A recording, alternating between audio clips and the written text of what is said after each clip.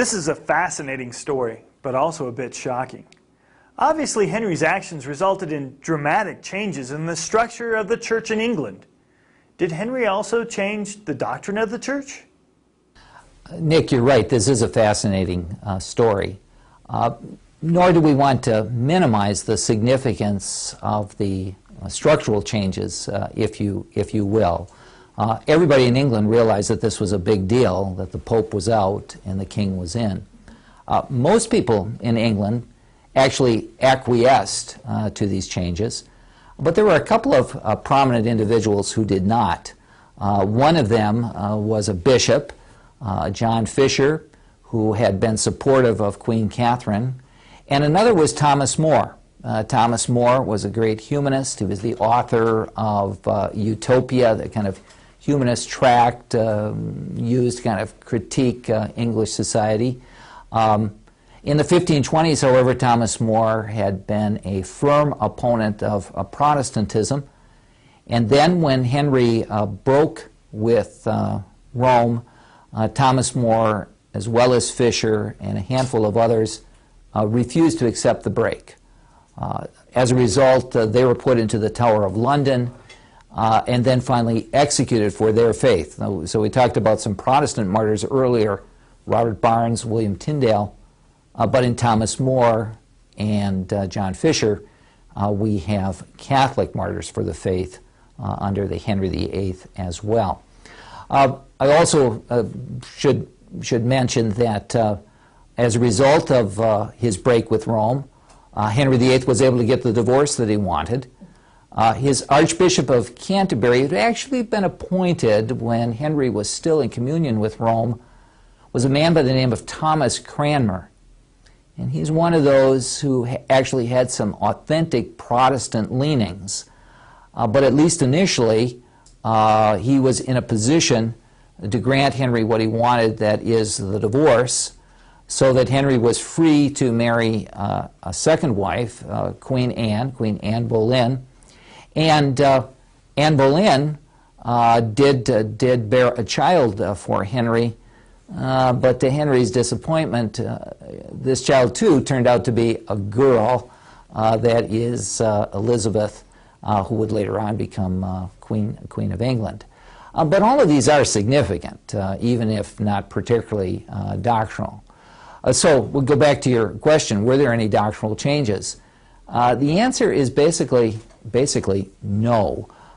Henry never could bring himself to embrace Protestant views regarding salvation or the means of grace, or even very much regarding the kind of the formal or ceremonial life of the church.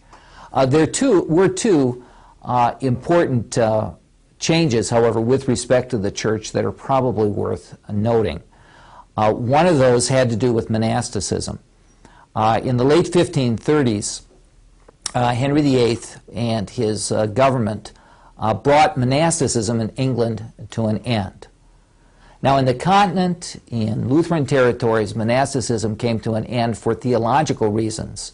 Luther had written extensively on how the whole notion of monastic vows contradicts the way of salvation, justification through faith by grace, without any works. So in the continent, monasticism came to an end for theological reasons. It seems that in England, the primary motivation for ending monasticism was monetary. The monasteries in England were, for the most part, wealthy rural establishments. And this wealth could be used by the English government for political and military purposes. So the property, the wealth of the monasteries was taken by the government. Now, in many instances, the government kept that wealth only a short time, and it passed into the hands of the local landowners. These local landowners, known in English history as the gentry, became then the kind of recipients of this monastic wealth and formed a kind of built-in constituency for the Reformation. once again, not so much for doctrinal reasons, but on account of the fact that they were the recipients of all of this landed largesse that had come into their hands through the government from the monasteries. The other important change that I'd like to mention has to do with the English Bible.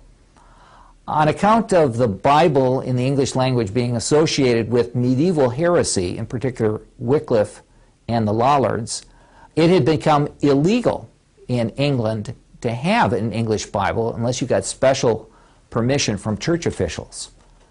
Well, that continued to be the case even after Tyndale began to translate the Bible and have it shipped back into England for distribution. But in the mid-1530s, Henry VIII was persuaded that the English Bible should be legalized. The first complete printed English Bible was done by a colleague of Tyndale's, a man by the name of Miles Coverdale, and then that was in 1535. And then a few years later, Henry agreed that every church in England should have an English Bible. So in 1539, those Bibles were printed up and distributed to the churches of England. On account of its size, it came to be known as the Great Bible. Now, this Great Bible then became the official Bible in English. It was available there for use in the churches and actually to be read by the people of England. And it amounts to an important change in the religious life of England, different from what had been medieval practice and attitudes toward the English Bible. So that's an important change that Henry VIII authorized. But as far as doctrine is concerned, Henry VIII really did not admit of any changes. In fact, in the last few years of his reign, there was on the books a law, a parliamentary statute that Henry VIII had helped to pass through Parliament. It was known as the Six Articles Act, and it made the law of the land such teachings, medieval doctrinal teachings as transubstantiation, communion in one kind, the sacrament of penance, auricular confession to a priest, and so forth. And if you denied these teachings, or if you spoke out against these practices, the offense could mean the loss of your life. It was a capital offense, for example, to deny transubstantiation. That's how firmly committed Henry was to medieval doctrine. So the best way to summarize Henry's Reformation is probably to think of it as Catholicism without the Pope.